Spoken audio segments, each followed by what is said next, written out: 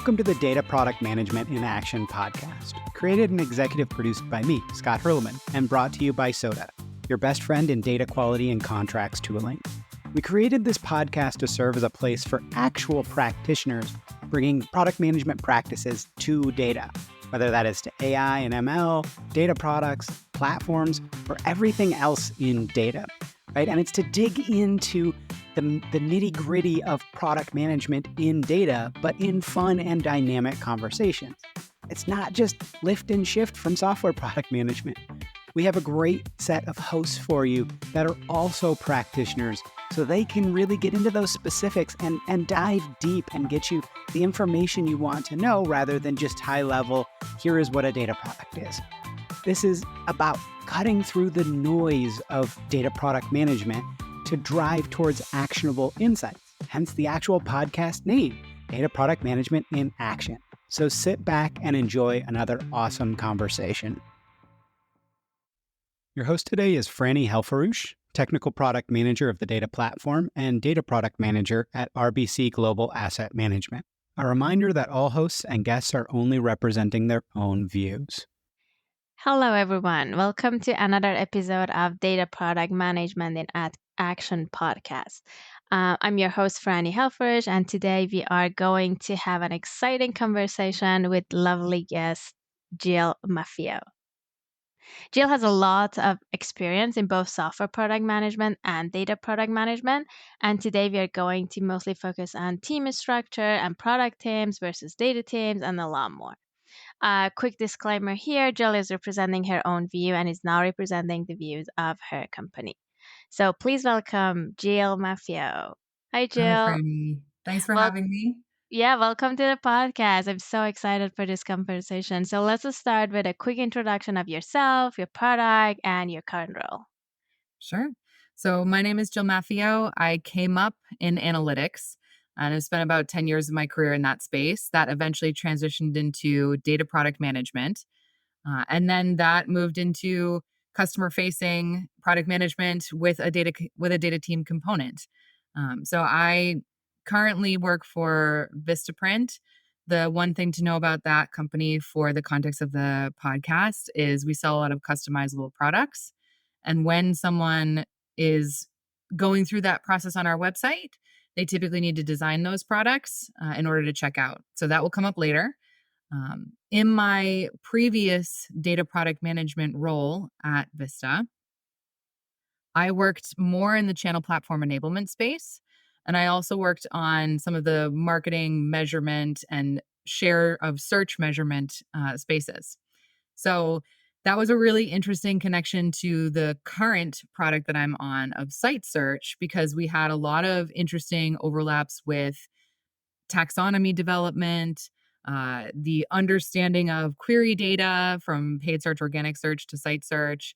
And so that leap brought me from a data team of about 2 to 3 data engineers, 2 to 3 data product analysts, again, very focused in this marketing measurement and enablement space, to a team of about 13 with a variety of roles on the team. Those folks are across software. I have an engineering product lead and an engineering manager. I work with an architect. I also have a UX partner. And I am one of the very lucky teams to have a data component on that team as well, with a couple of data engineers, a data product analyst, and a data scientist. So we have the whole mix, and it's a really good group. And it's helped me see a lot of the parallels in the data team management and product management space, but also some of the differences. And the jump from working with about 5 to 6 people to working with about 13 with two time zones versus 3 time zones has also been a jump for me and a really interesting transition. So you are a real bridge between product and data, because we usually say that the data product manager should be a bridge between the data world and product world, but you're actually honestly doing it, and that is very exciting. I know when it comes to data product management, there are lots of unanswered questions and challenges. But there are like some of them are also common with software product management. Like in general, product is not easy. And of course, one of them is team structure. And you mentioned you went from a small team to a very big team. Um, and I just wanted to ask you, what are the challenges you have right now, and or had in the past, and what has been working for you before that it's not working right now, or vice versa? I can comment a little bit about managing like a group of 13 and also like some of the ways that work prioritization, work strategy is different, and areas where they're the same. So people are people. So I love working with groups from all over. In Vista, we have offices globally, and in the past, I had also worked as an analyst in the customer service space, our care department, and we have a vast variety of folks chiming in from all offices talking about like our customer issues, customer friction. And so I have experience working across many time zones from the Philippines to Australia to India to Montego Bay. Uh, so getting back into that mindset after having a team that was mostly US and European based was interesting. So there's a lot of overlaps from a timing perspective to manage, a real critical look on who needs to be in which meetings and when, a big difference in the amount of kind of deep thinking time that I need to actively prioritize versus having my afternoons to myself. So these are things from like a team management perspective that I've been working through with my leads and working through with the team. That and the number of people. So I tend to run a team that does focus on culture, and a lot of that culture is based on personal relationships, conversations, and having one-on-ones with folks on the team was manageable with 6. Um, having one-on-ones all the time with folks on the team when it is 13 gets a little bit challenging. So, how do you build a culture that, necessitates spending less time individually with each person? So I really indexed when I first came onto the team, investing in those relationships because it helped me get up to speed and it helped build trust. Now that I have a little bit more of that social capital with the team, we can have more conversations about how much time needs to be spent for them to kind of get to know me, for them to give me feedback, for them to buy in on strategy. So it's been a work in progress, but I've had to shift that time around to find more of the deep thinking time. When I think about the ways in which a data team works versus a software team with a full complement of leads, which again, lucky to have, not everybody does, in the data team space, one of the other reasons why I did a lot of one-on-ones is because there's less redundancy on the team in terms of skill sets. So when you have 5 engineers that are all software engineers, you would expect in some capacity, aside from focuses like front end or back end, but you would expect in some capacity that they are working all towards pulling from a backlog of tickets, either in Kanban or Scrum, right? And that anyone on those teams should be able to pull from that backlog. When you're in a data team, you're not always working with people that have the same skill sets, as at the numbers that you would in a software engineering squad. So meeting with folks one-on-one was very important because you have a better understanding of what the data engineers are up to, and then also what the data product analysts are up to. There's more of a say in strategy and then alignment. And I didn't have a particular set of leads, with the exception of my engineering manager when I was in data product management. It was more of a team effort, with me probably setting more of the strategy, but the team having a lot more input in my ear.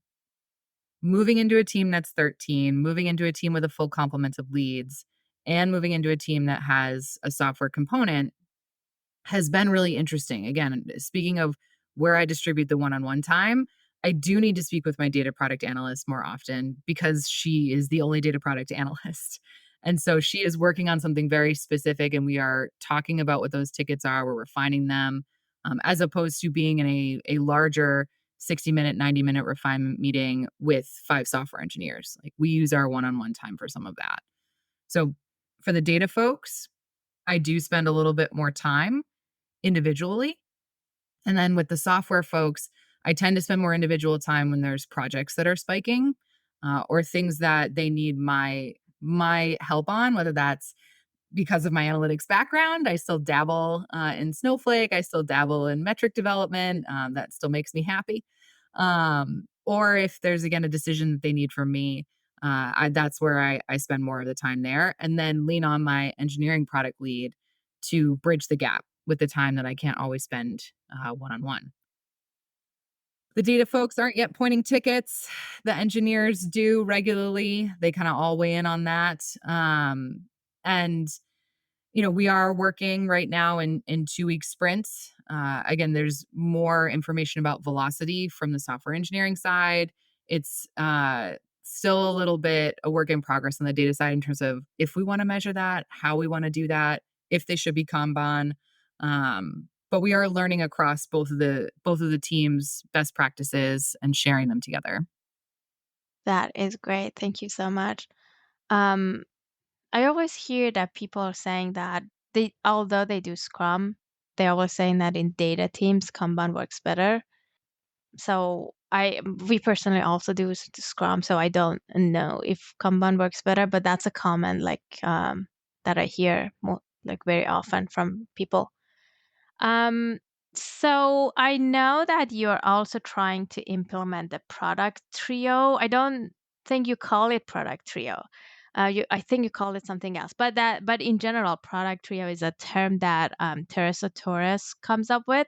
So people are using other terms usually, but the concept is the same, and that is when like the your product team is comprised of a product manager, designer, and software engineer, and these three roles at a minimum are required to create good digital products.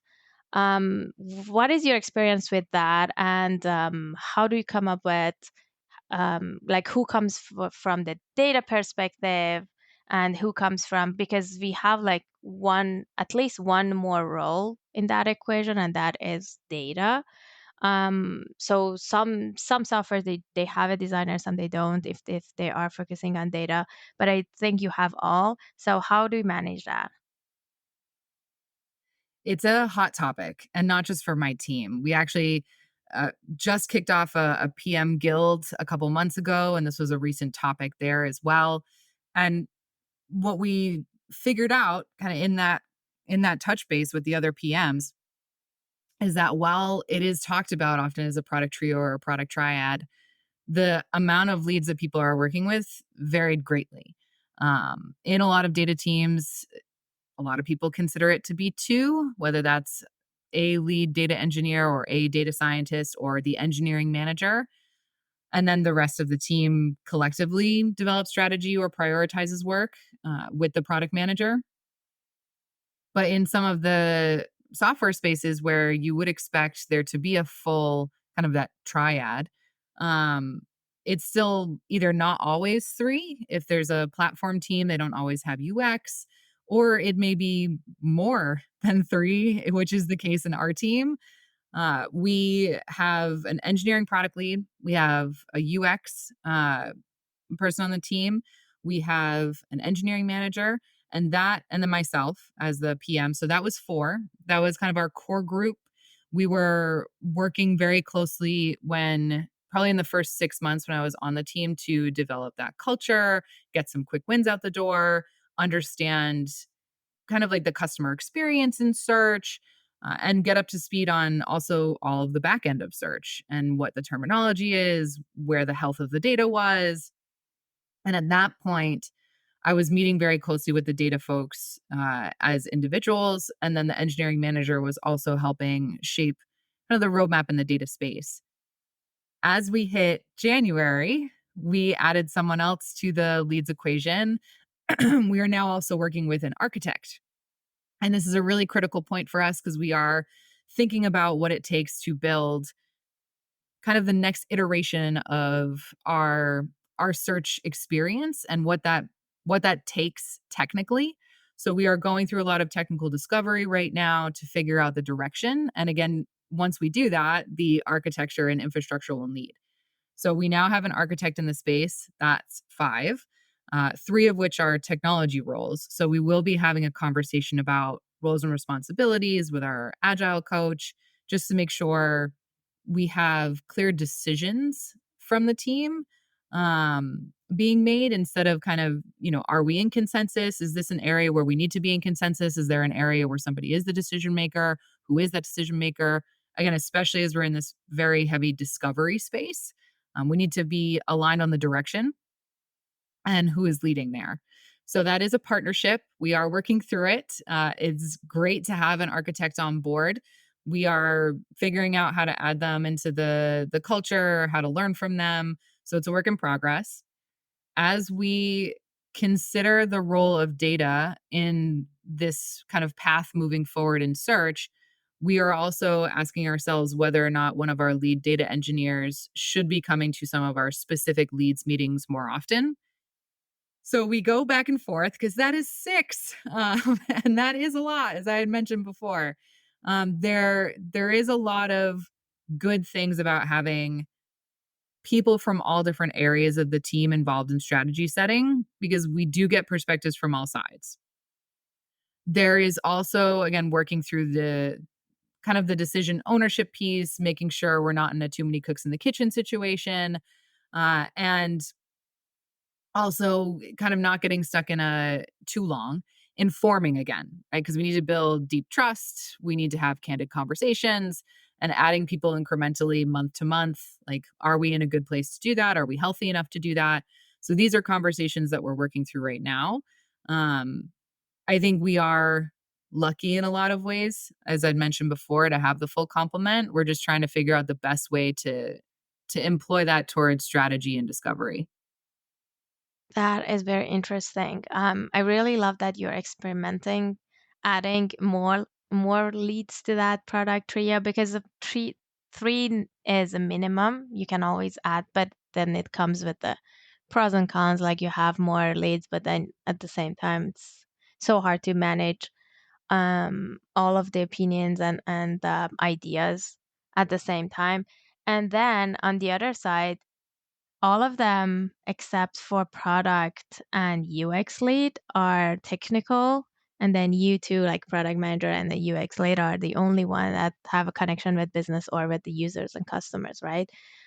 Which is not like total balance. So you guys should be a little bit louder sometimes, I'm guessing. So yeah, I can imagine the challenges there. But that's great that you're experimenting, and I'm loving it. One of the things I've also found about being in a team like this that has a lot of technical expertise and a lot of technical leadership. When I was in the data space, I was very technical in that space. And so we were kind of a technical group of folks setting strategy that was data focused, and it was really in my lane. Also, I had a lot of kinship with the analysts in the team because I had been one for 10 years. Moving really fully into this product space, which is where I want to go in my career, has had really interesting implications in the way that I think about peer relationships, because it can also be lonely to be the only person on the team in your function. It can be lonely sometimes for UX, or lonely for product, or maybe lonely for the one data product analyst. And so the one thing I would say about that, in order to give yourself a little bit of confidence as well, that your point of view is valid in a room that sometimes, can get loud. I mean, we are doing pretty well. But I think part of that is because I have people in the product space that I can gut check myself and my personal opinions with, so that when I bring them to the table, like, it's not only me, just like there's multiple technologists at the table. Like, I've checked in with product partners. My UX partner is very much connected to the UX community. So, yeah, that is definitely a move from the data space where I felt much more connected to kind of the technical hands on work. I started moving away from that a little bit when I went from just being a manager of analysts to also managing the work for data engineers, and have had to take a further step back and really remind myself to be in my role, to not get caught up in not knowing all of the technical intricacy of things, but also to use my product peers to give me confidence to be in that space. That's a great advice to whoever is in the same position as yours.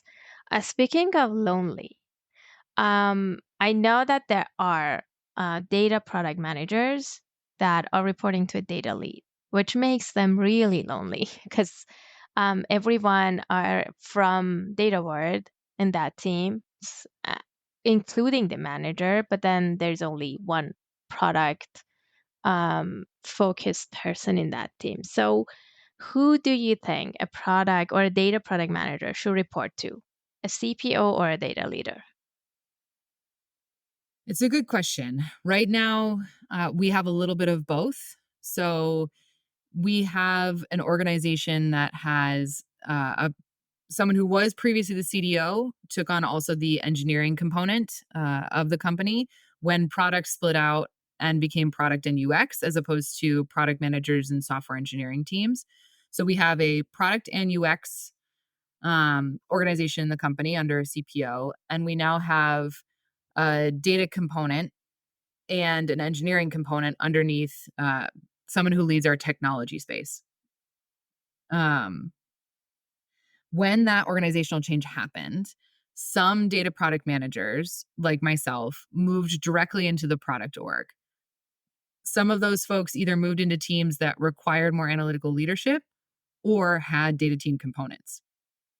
For some of the folks who didn't move, they were kind of in two different spaces. One, working in more of the data products that may not have as deep of a connection to some of the software engineering needs that maybe a backend system or a customer facing product has. So, for instance, a product on my old team was looking at market demand, and we were ingesting a lot of information from third party vendors and then transforming that into a data product to read where the market was going in the product categories or our competitors. Um, could we have used a software engineer to help us build a tool? Would that have been super neat? Yes, but that kind of work wasn't as reliant on some of that crossover with software engineering, and we were pretty independent in our space with being data forward. Having leaders who are in the data space and who are trying to work with marketing and talk to them about measurement, kind of new ways of thinking about measurement, especially for upper funnel spend, like was beneficial because they're seen as experts, right? And so that was something that helped us gain some traction. But at the same time, we were a little bit further from strategy, which can kind of catch a team off guard if all of a sudden, hey, we're doing a bunch of upper funnel spend. Cool. We heard you. We're going to try to build some measurement. And then all of a sudden it's like, hey, we may pull back. And it's like sometimes we got that signal and sometimes we didn't. Right. So there are those kinds of teams where being led by people who are seen as experts can get you a specific kind of capital in the business. Some of the other folks are more like enablement and platform teams. So they are enabling the product organization engineers. So data or not, they could be focused on building systems that deploy code faster or, provide better documentation faster to help the kind of system run better. Those kinds of teams as well, like from a technical perspective, it can be good to have some technical ownership, especially if that's the team that owns usually like a lot of the costs for the organization. So when you have direct connection to that, you can give much more input to strategy on why we should be investing in this vendor or reducing cost here. And those teams have a lever then to go out to their partners in the product organization and say, we're changing the way that we do this process because of XYZ, and that's coming from our leadership. While having those experts and those connections to the folks who own things like vendor relationships is good, I'll go back to the point I made before is that sometimes those teams can feel a little bit disconnected from strategy. And also sometimes those those cuts are made in a little bit of an arbitrary way where it's like, hey, here's a team that's going to, you know, independently from a data perspective, build all information about sales data. And it's going to be a critical piece of information, and there's going to be reporting on that, and that's a data product. But there's also a team that runs cart, or there's also a team that runs inventory. And technically, all the data that that data team is using is being produced by those teams. So if there is a complementary team in the product organization where a strong partnership with the data team could get data needs heard, but also get strategy into the hands of data folks. Again, my team is lucky where we have a data product team and a product component. And I came from an analytical background. So we have a really good balance, right? If we can get more teams that have buy in to be producing cleaner data, buy in to produce data products, but also have a software engineering component, I think that's where you get a lot of kind of force multiplying, because then you get really clean data products that can either be consumed by the team who is producing the data to measure their own performance or by the rest of the organization. So for me, I guess there are reasons to have folks reporting in to more technical leadership, but those reasons have to be very, very clear. And if that is the case, those teams still need to be very connected into strategy. And they can't kind of be divorced from their own consumers, which is usually the product organization, for data products on metrics, for tooling to facilitate coding, et cetera. I totally agree with you. And I think that was the best answer I heard about this so far. So we will quote you. Don't worry from now on. Um, okay. Thank you so much for that point of view. Um, I think this is my last question before we go to the final thoughts. Is there any um, team metrics or process metrics that you follow to align your team? And is there any example about that that you want to share? Yes. So, coming from an analytics background, I have a real passion for kind of measuring and monitoring some of our key performance indicators or our KPIs, and also trying my best to pick ones that represent the key results for the team. When I was first joining the team, I was able to work from a lot of previous good work from other PMs in the space that they had done on discovery. We kind of knew what our next steps were, they were pretty clear. I was able to work with the team on what that KR should be. We were looking at an overall click through rate. So when someone searches and then they click on a search result, that would count towards our key result. It didn't matter if they were clicking on something that is a product, maybe a help center article, maybe an open order. We serve a lot of things in search right now. So it didn't really matter where they were clicking, but that they clicked. So that was a really important metric. We actually did quite well in our first quarter. Again, I chalk it up to having a lot of things left to me by good PMs before. But having also that like confidence of like, okay, I picked a good metric. I'm coming from an analytics background. I can totally do this. Led me into our next quarter. And I was like, okay, a lot of the work that we're going to be producing in this quarter is focused on improving the product search component of site search. And I was like, all right, I'm going to take a look at the data. I'm going to see where that was at. I'm going to set my X's and Y's, right? That I should be able to shift product click through rate from this particular percent to this particular percent. What's my lift going to be? What's reasonable? And I did my best, but there were a couple things that I learned along the way. Some were just good reminders, some were unexpected. For instance, our quarter over quarter data was not great, was messy. It was missing a lot of clicks. Our customers during this very specific period of time, so our holiday time period, were actually much more interested in other sections of the page than product, just by virtue of the kind of customer that shows up that time of year. So they're much more focused on design, opening up in project, in progress customer work. If you think about custom print material and the holiday time period, people are making calendars. They're not going to do that in one setting. They probably come back, they use search, they want to open that again.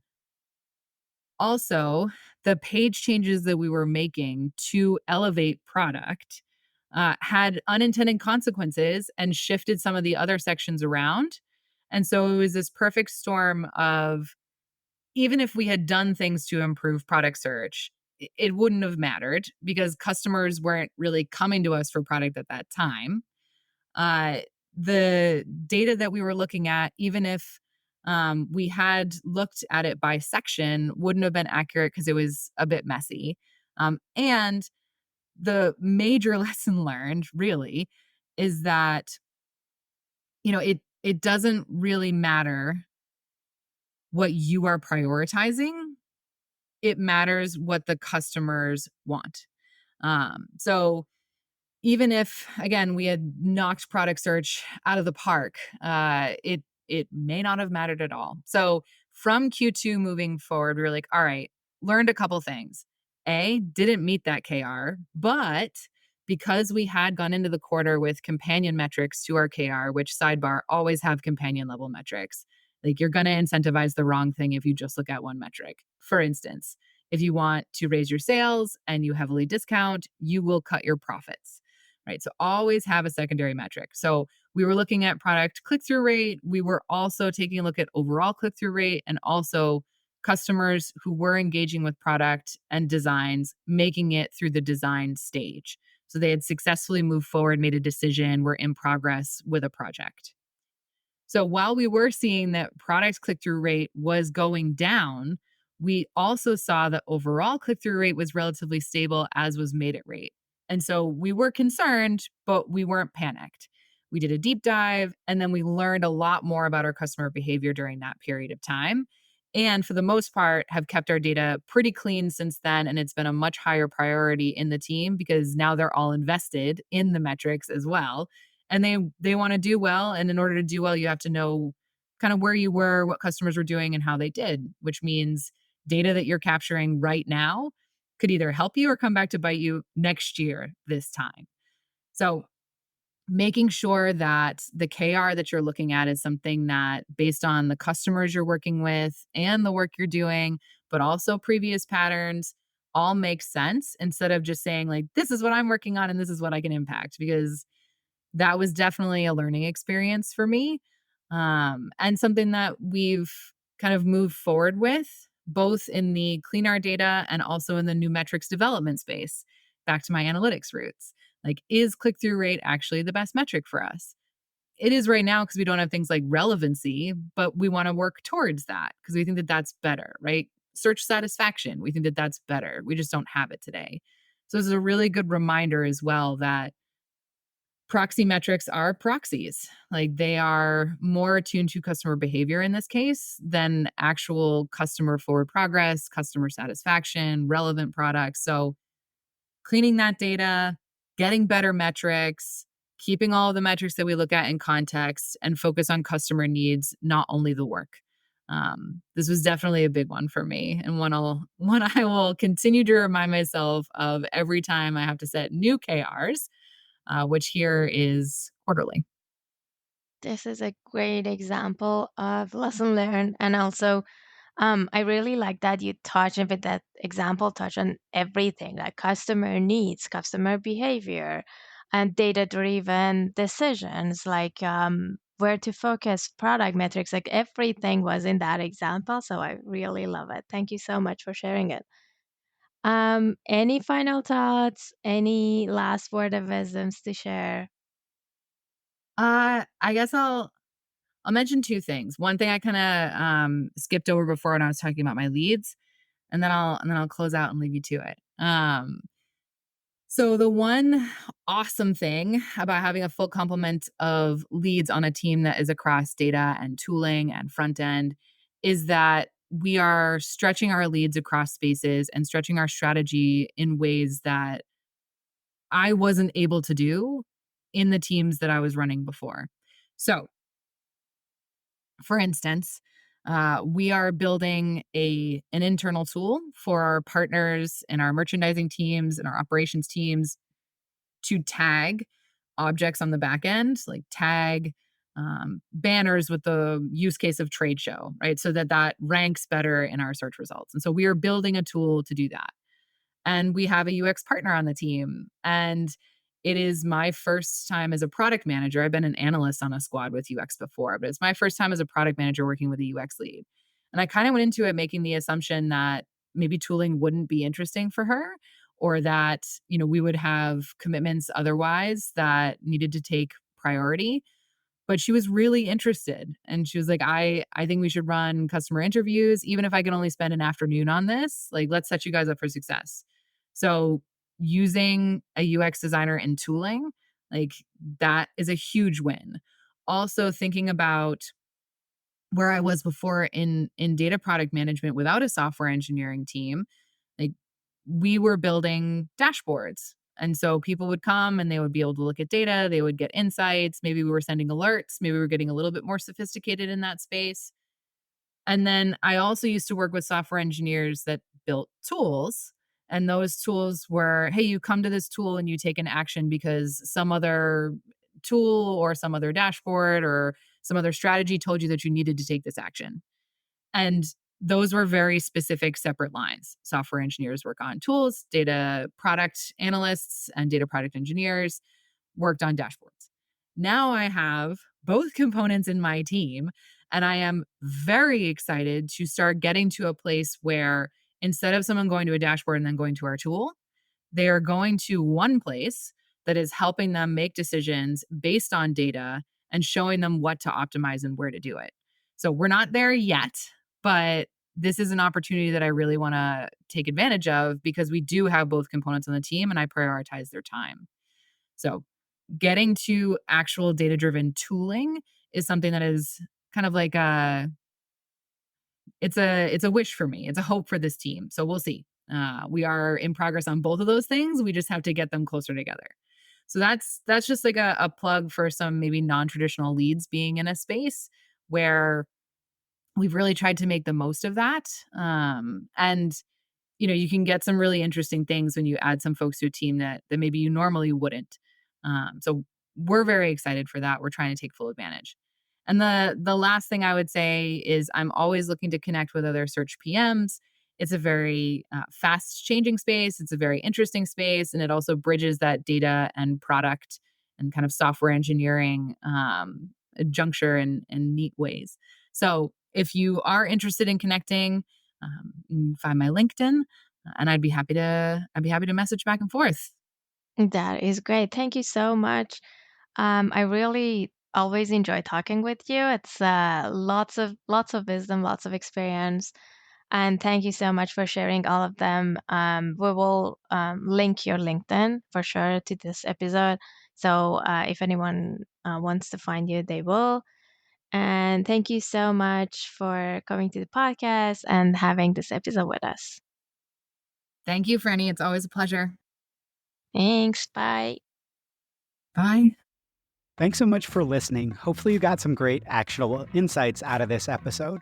We're so excited to dig deeper into data product management and its many facets.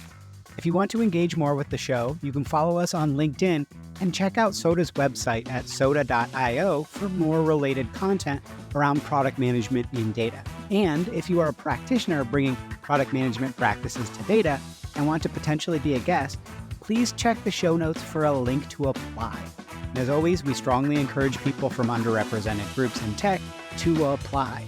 Much as I'm a handsome devil, we don't want all our guests only looking like me. So again, let's get excited for more digging into data product management in action.